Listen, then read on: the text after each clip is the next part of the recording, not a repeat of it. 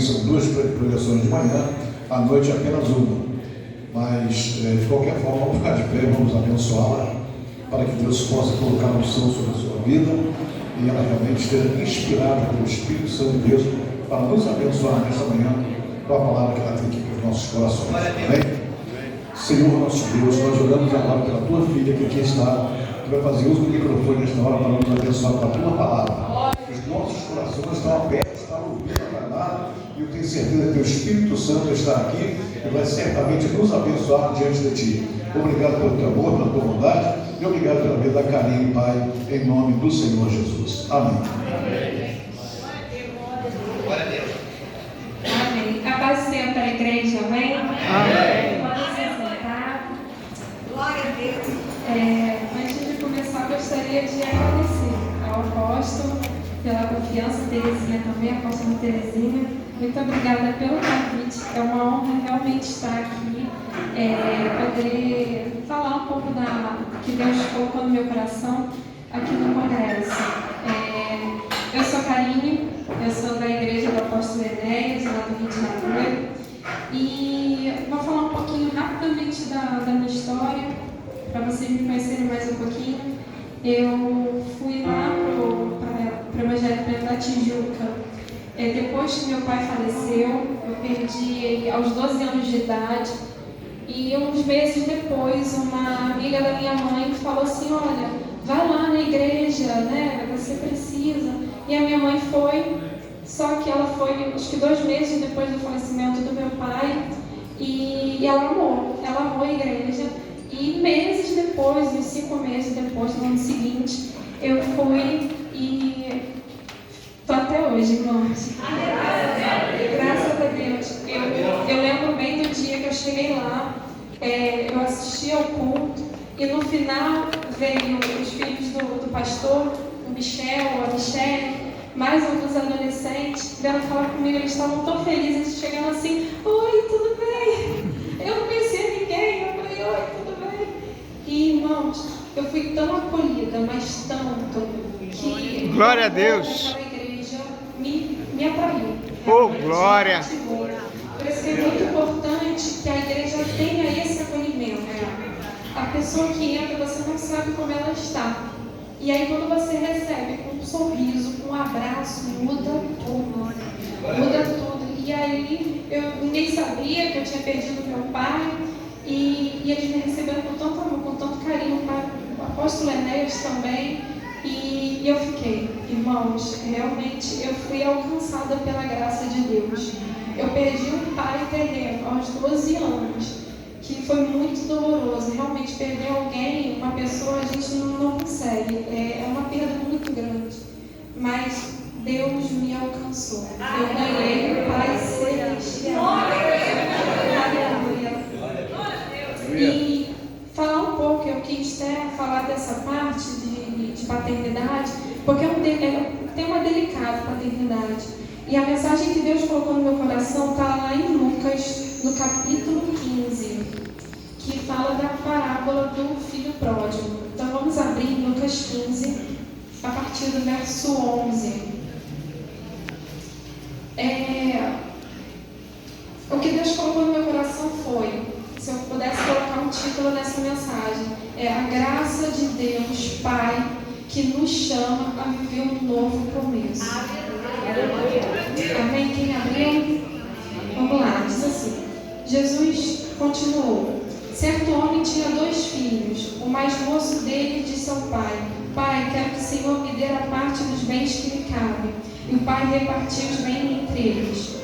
Passado não muitos dias, o filho mais moço, juntando tudo que era seu, partiu para uma terra distante e lá desperdiçou todos os seus bens, vivendo de forma desenfreada. Depois de ter consumido tudo, sobreveio àquele país uma grande fome, e ele começou a passar necessidade. Então foi pedir trabalho a um dos cidadãos daquela terra, e este mandou para os seus campos a fim de cuidar dos porcos. Ali ele desejava alimentar-se das alfarrobas que os porcos comiam, mas ninguém lhe dava nada. Então, caindo em si, disse: quantos trabalhadores de meu pai têm pão com fartura, e eu aqui estou morrendo de fome. Não vou me arrumar para meu pai e voltar para meu pai e dizer: dizer: Pai, pequei contra Deus e diante do Senhor. Já não sou digno de ser chamado de seu filho. Trate-me como um dos seus trabalhadores. E arrumando-se foi para seu pai. Vinha ele ainda longe quando seu pai o avistou e, compadecido dele, correndo, o abraçou e beijou. E o filho lhe disse: Pai, pequei contra Deus e diante do Senhor já não sou digno de ser chamado de seu filho. O pai, porém, disse aos seus servos: Tragam depressa a melhor roupa e vistam nele. Põem o anel no dedo dele e a sandália nos pés. Tragam e matem o bezerro gordo. Vamos comer e festejar. Porque este meu filho estava morto e reviveu. Estava perdido e foi achado. E começaram a festejar. Ora, o filho mais velho estava no campo. Quando voltava ao aproximar-se da casa, ouviu a música e as danças. Chamou um dos empregados e perguntou o que era aquilo. E ele informou: o seu irmão, e por tê-lo recuperado, o seu irmão voltou. E por tê-lo recuperado com saúde, o seu pai mandou matar o bezerro gordo. O filho mais velho se indignou e não queria entrar. Saindo, porém, o pai procurava convencê-lo a entrar. Mas ele respondeu ao pai: Faz tantos anos que sigo o Senhor e nunca transgredi um mandamento seu. Mas o Senhor nunca me deu um cabrito sequer para fazer uma festa com os meus amigos. Mas quando veio esse seu filho, que sumiu com os bens do Senhor, gastando tudo com prostitutas, o Senhor mandou matar o bezerro gordo para ele. Então o pai respondeu: Meu filho, você está sempre comigo, tudo que eu tenho é seu. Mas era preciso festejar e alegrar-se, porque este seu irmão estava morto e reviveu, estava perdido e foi achado. Aleluia. Glória a Essa Deus. é uma palavra bastante conhecida, eu creio que os irmãos conhecem bem. E logo no verso 1 diz que aproximavam-se de Jesus todos os publicanos e pecadores para ouvir. E fariseus e escribas murmuravam, dizendo: Este recebe pecadores e come com eles. E aí Jesus começa a contar essas três parábolas. Primeiro a da ovelha perdida, depois da dracma e o filho pródigo. E aí é interessante que eram dois tipos de pessoas que estavam ouvindo Jesus naquela hora: os publicanos e os pecadores, os fariseus e os escribas. E aí Jesus, muito sabiamente, ele vai dizer uma parábola, ele vai fechar com essa parábola do filho perdido. E aí ele vai mostrar, a gente até pode ver com a leitura, que esses dois filhos representam esses dois tipos de público a quem ouvia Jesus. E aí, o filho mais novo, então temos aqui nessa história um cenário: um pai que tinha muitos bens e os dois filhos. O mais novo, ele quis realmente pegar os bens do pai, pedir, e para viver lá fora de forma desenfreada, como diz a Bíblia. E aí o filho vai viver, vai gastar todos os bens. E nós sabemos que quando se pede os bens, realmente o filho está pedindo para o pai morrer, porque a herança só era dada depois da morte do pai. E lá naquela época era muito valoroso os bens, herdar os bens do pai era muito valoroso. E aí o filho mais novo pede. E aí o que o pai faz? Ele simplesmente divide, entrega a parte do filho mais novo e a parte do filho mais velho. E aí o filho parte para viver a sua vida. Aí que Jesus está falando o seguinte, que há pessoas que realmente vão para longe da casa, vão para longe do pai. E ele está falando sobre os pecadores, os publicanos. Só que ele vai dizer também que o filho mais velho recebeu a parte da herança dele, mas ele continuou lá na casa. E aí depois ele vai dizer: Mas pai, que festa é essa? Eu fiz tudo que o Senhor me pedia, eu trabalhei para o Senhor e eu nunca recebi uma festa dessa. E aí Jesus está mostrando o quê? Que os fariseus, os escribas, eles faziam, trabalhavam para o pai, mas não tinham comunhão com o pai. Os fariseus e os escribas, eles estavam dizendo o seguinte: olha, Jesus recebe pecadores e ainda come com eles. Era um absurdo para os fariseus Jesus andar com os publicanos, porque os publicanos trabalhavam para o governo romano. E além de trabalhar como governo romano, e eles consideravam isso uma traição, eles ainda pegavam o dinheiro do próprio povo.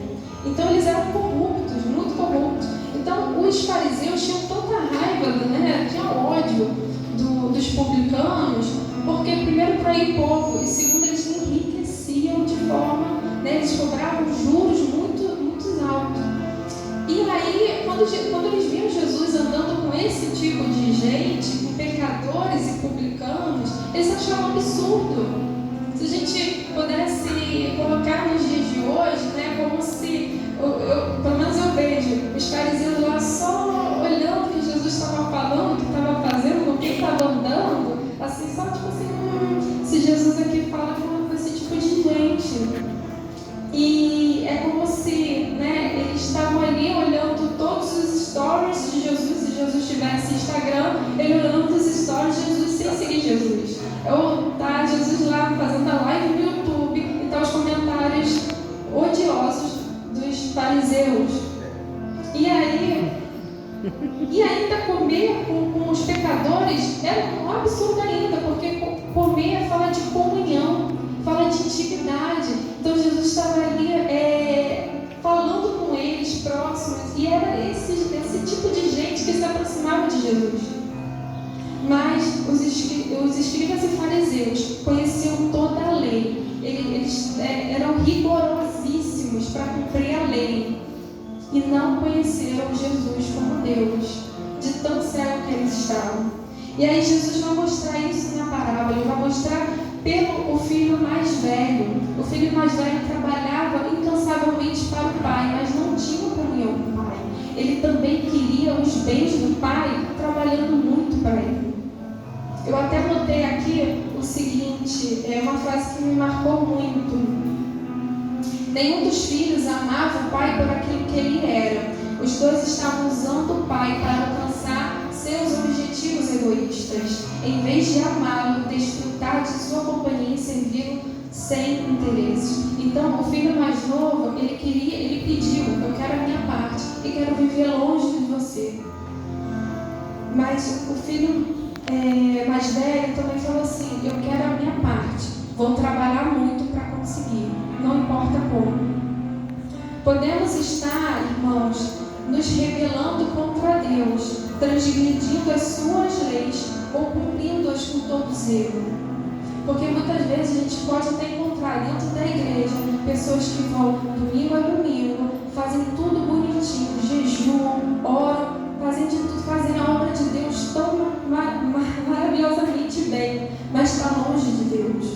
É aquele momento que a gente ama a obra do Pai, servir ao Senhor, mas a gente não ama o Senhor. E aqui Jesus está mostrando que podemos ao longo do caminho estar como o filho mais novo, que saiu da casa do pai, viveu longe de Deus, não queria mais saber de Deus, vivia ali de forma como queria, sendo egoísta. E podemos também, ao longo do caminho, encontrar como o filho mais velho, fazendo as coisas para Deus, trabalhando bonitinho, certinho, cumprindo toda uma agenda e está longe de Deus.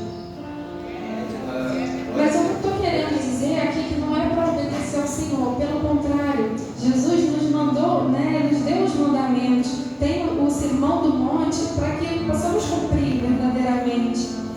Mas a gente não obedece, a gente não cumpre para manipular Deus.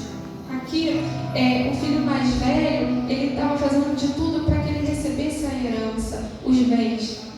Irmãos, vocês não precisam fazer algo para receber o amor do Pai, para receber o perdão, a graça de Deus, porque esse perdão, essa graça e essa misericórdia, esse amor foi conquistado por Jesus na cruz. Nós amamos ao Senhor, por isso nós obedecemos. Não obedecemos para conseguir coisas de Deus. Não obedecemos para ali dar um jeitinho, Senhor, mas, poxa, eu oro tanto, eu jejuo, o Senhor poderia fazer desse jeito. Não, porque quem manda primeiro é o Senhor.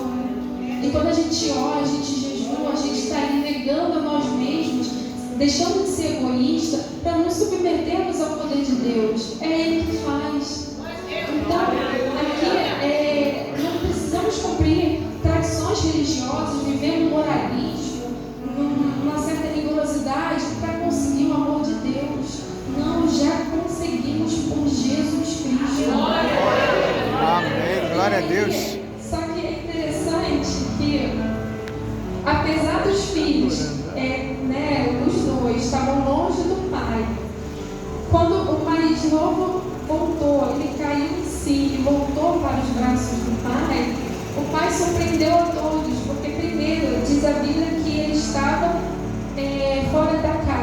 esperando o filho.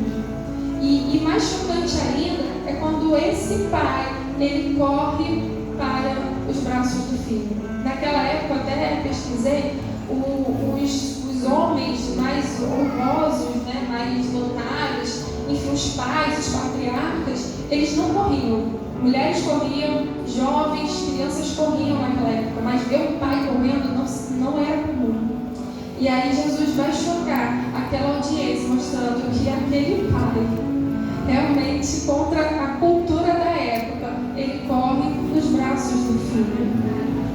Só que aí o pai, né, pede, ele não deixa nem o filho terminar o discurso dele, né? O filho, não, eu vou falar isso para o meu pai, mas ele chega na hora com o discurso pronto, aí o pai corta ele e fala assim: olha, manda trazer sandálias, roupas, um anel e vamos fazer um banquete. Né? Então a casa toda ficou em festa. Só que o filho mais velho não quis participar dessa festa. Ele ficou fora de casa e ele perguntou assim: mas que festa é essa? O que está acontecendo? Ele falou assim: olha, o seu irmão voltou. Então toda a casa, né, o seu pai mandou chamar todos os servos para fazer um banquete. E aí o irmão mais velho, indignado, realmente, ele falou assim: mas como é que pode? O teu filho fez o que fez e você dá uma festa. Como é que pode? Não faz sentido isso. E aí ele vai dizer, esse meu filho estava morto e reviveu, estava perdido e foi achado. Aquilo era motivo de muita alegria para o pai, porque o filho estava perdido. Só que o pai vai dizer o seguinte, né? E o filho vai contestar. Ele fala assim: olha, eu fiz tanto para o Senhor e eu nunca recebi uma festa. Eu queria um bezerro gordo e o Senhor nunca me deu. E ele vai dizer mais uma vez: filho, tudo que eu tenho é teu. Mas a gente deve se alegrar porque o teu irmão estava perdido e voltou para casa. Aleluia. Aqui o pai, ele amava os dois verdadeiramente. Ele demonstrou essa graça para os dois filhos perdidos. Só que um aceitou e o outro não. O pastor Douglas Gonçalves disse o seguinte a respeito dessa passagem: a salvação do filho mais novo se deu pelo escândalo da graça que o pai ofereceu. O filho não merecia, mas ele mandou matar o bezerro gordo, ou seja, o melhor que ele tinha da fazenda. Essa é uma simbologia do que Deus fez por todos nós. Ele escolheu o que havia de melhor na sua criação, seu filho unigênito, e permitiu que fosse sacrificado para nos salvar. Aos nossos olhos, o que o pai fez foi um exagero, mas a parábola é uma ilustração do que Deus fez para converter os nossos corações a Ele. O que chegamos como exagero, na verdade, é a expressão infinita do amor. E aí eu quero focar em 3 pontos, com a seguinte pergunta: como nos posicionar diante dessa graça? Porque o tema desse ano é novos tempos e novos começos. E eu creio que nessa manhã Deus está liberando graça para vivermos realmente esse novo começo. E aí, como devemos nos posicionar? O verso 17 vai dizer: cair em si. Primeiro devemos reconhecer e nos arrepender. Porque como é que a gente vai voltar para casa sem ter a consciência do que o que nos distanciou de Deus foi o pecado? Eu ouvi uma vez dizendo o seguinte: a única coisa que separou a Trindade foi o pecado. A única coisa capaz de separar Deus, Jesus e o Espírito Santo foi o pecado. Então, a primeira coisa que devemos é reconhecer. E eu lembrei até do Salmo 51 de Davi, quando Davi vai dizer que coração quebrantado e contrito o Senhor não rejeita. Aqui, Davi, nesse salmo, depois os irmãos meditem, Davi está sentindo realmente o peso do pecado, que ele vai dizer um coração contrito e quebrantado. Eu fui pesquisar até no original e estava dizendo o seguinte: um coração esmagado, é um coração assim pesado, um coração esmagado, não tem outra palavra. E aí devemos reconhecer, porque a condição de pecado é que nos deixou longe da casa do Pai. O verso 20 diz: a volta para casa. Então o filho mais novo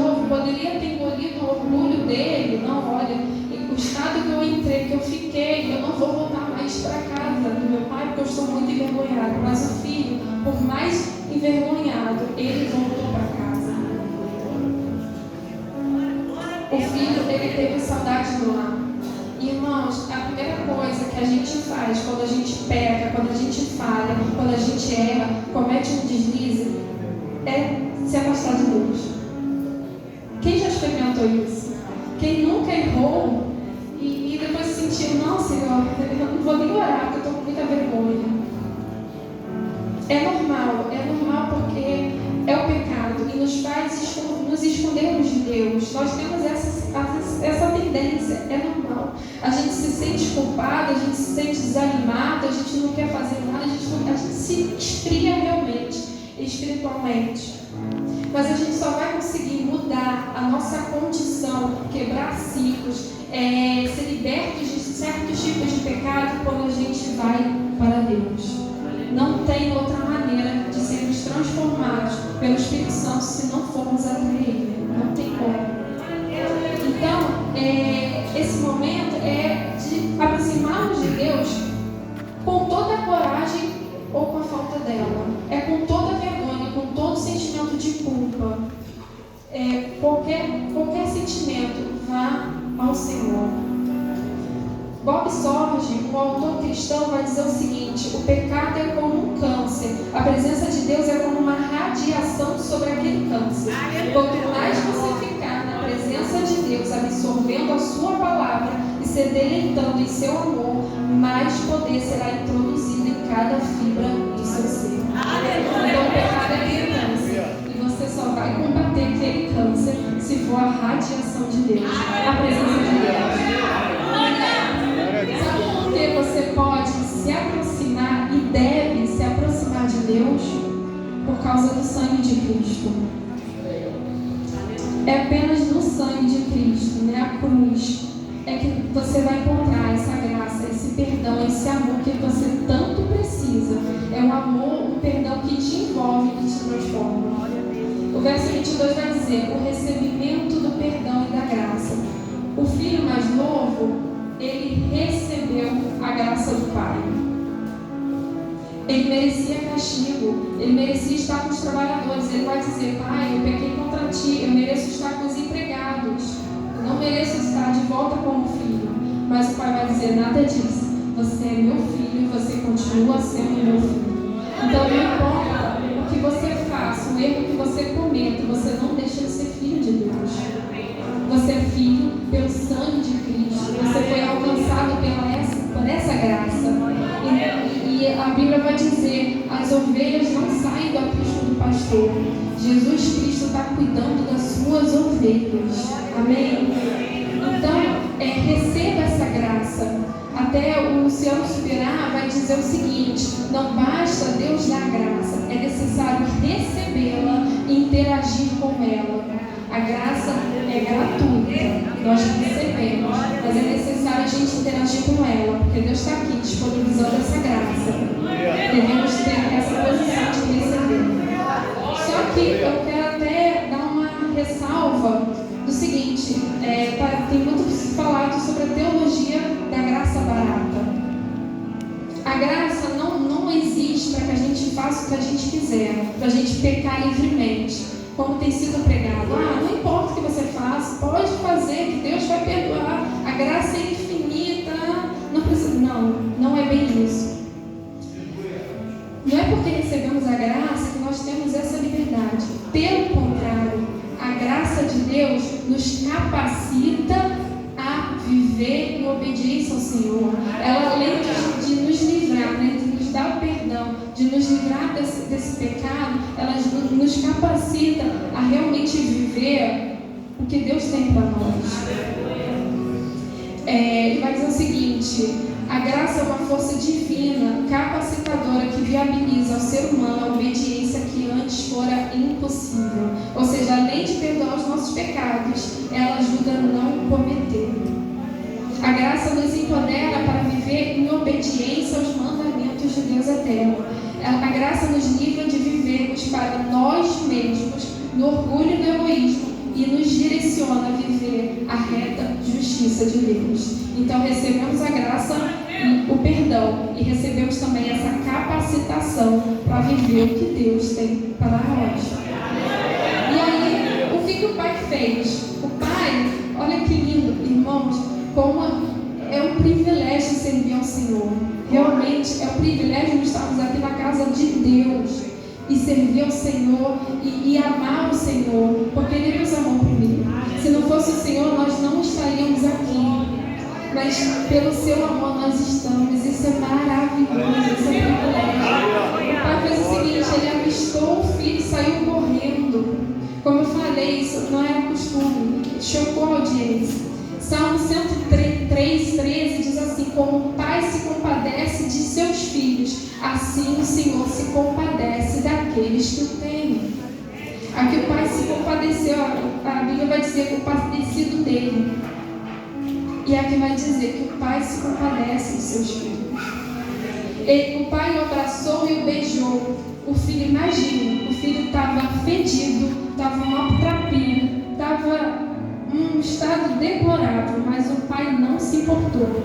Ele abraçou o filho e o beijou.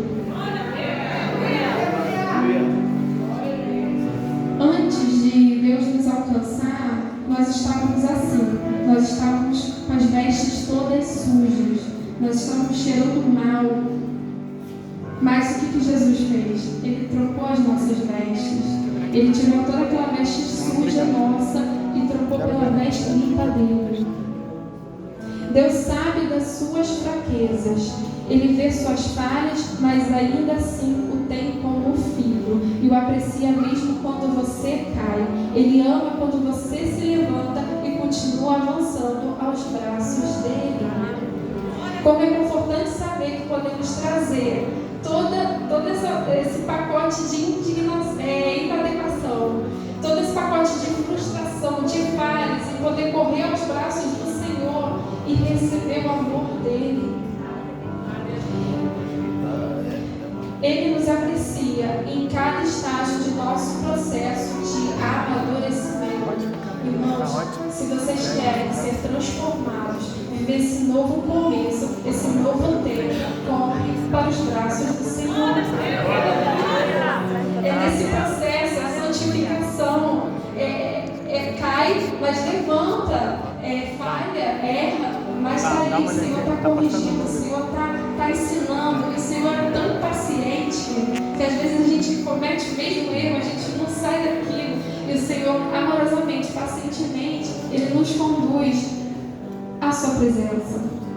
Hebreus 4:14-15 diz: portanto, visto que temos um grande sumo sacerdote que adentrou os céus, Jesus, o Filho de Deus, apeguemos-nos com toda a firmeza à fé que professamos, pois não temos um sumo sacerdote que não possa compadecer-se das nossas fraquezas, mas sim alguém que, como nós, passou por todo tipo de tentação, porém sem pecado. Isaías 53 vai dizer que Jesus é muito famoso. Vamos abrir lá, Isaías 53, que diz assim no verso 4: certamente Ele tomou sobre si as nossas enfermidades e as nossas dores e levou sobre si, e nós os considerávamos como aflito, ferido de Deus e oprimido. 5. Mas Ele foi transpassado por causa das nossas transgressões, esmagado por causa das nossas iniquidades. O castigo que nos traz a paz estava sobre Ele, e pelas suas feridas fomos sarados. Aqui está dizendo que Ele tomou sobre si. Jesus, Ele conheceu o sofrimento. Então todo o sofrimento, toda dor que você passa, Jesus passou. Ele conhece. A Bíblia vai dizer que esse conhecer é perceber, distinguir e saber por experiência. Irmãos, foi uma virada de chave para mim ao ver que Deus é um Deus que sofreu. E Ele não sofreu à toa. Ele sofreu em nosso lugar. E hoje Ele conhece as nossas dores. Então não há nada que o Senhor não possa saber. Então, por mais que a dor seja tão forte, você não consegue nem expressar, você não consegue nem dizer, nem explicar ao Senhor, Ele já sabe, Ele conhece. E aí, no 6 vai dizer: todos nós andávamos desgarrados como ovelhas, cada um se desviava pelo seu próprio caminho, mas o Senhor fez cair sobre ele a iniquidade de todos nós. Aqui mais uma vez eu consigo ver nós como filhos mais novos saindo desgarrado como ovelha no aprisco de Deus, mas o Senhor trouxe de volta, e o Senhor que está trazendo muitos de volta à casa dele. Amém, então, glória a Deus. Ele preparou um banquete e fez uma festa. Em Cantares 2, 3 e 4 diz: qual a macieira entre as árvores do bosque, tal é o meu amado entre os filhos. Com grande gozo sentei-me à sua sombra, e seu fruto era doce ao meu paladar. Levou-me à sala do banquete, e o seu estandarte sobre mim era o amor.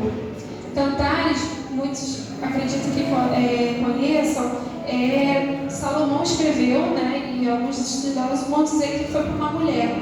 Mas a gente consegue ler Cantares como se fosse Jesus, né, o noivo, e a igreja a noiva. E aí quando a noiva vai dizer, ele me levou à sala do banquete, e o seu estandarte sobre mim era o amor, é isso, irmãos. Quando o Senhor, quando esse pai preparou um banquete para o seu filho, aquele banquete era um banquete de amor. Então a visão errada que você tem de Deus pode impedir de você experimentar o novo de Deus.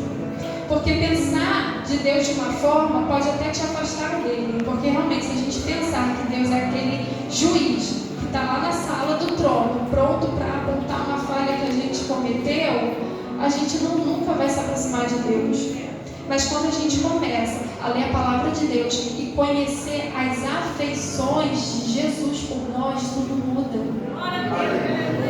Aí a gente entra realmente com toda a nossa vulnerabilidade, com toda a nossa fraqueza, a gente consegue se aproximar da presença de Deus, porque a gente sabe das afeições de Deus por nós, e com isso nós correspondemos às nossas afeições a Ele. Então, até recomendo os irmãos a meditar em Cantares e ver esse amor, essa paixão visceral que Jesus tem por nós. Isso muda tudo. Tudo que acontece na sua vida é motivado pelo amor e com a finalidade de gerar amor em você. Então, passe a ver corretamente como Deus te vê.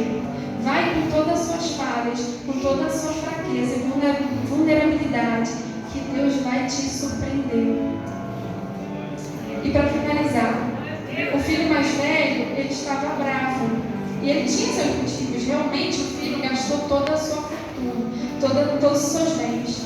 E quando o pai repartia, né, uma parte ia para o mais velho, outra para o mais novo, o filho mais novo gastou tudo, estava zerado. O que sobrou? O que o pai tinha apenas? Os bens do filho mais velho. Então todo aquele banquete preparado para o filho mais novo era do filho mais velho. Porque todo o bem que o pai tinha era do mais velho. E até acredito que ele tenha ficado realmente bravo, porque estava usando o dinheiro do filho mais velho.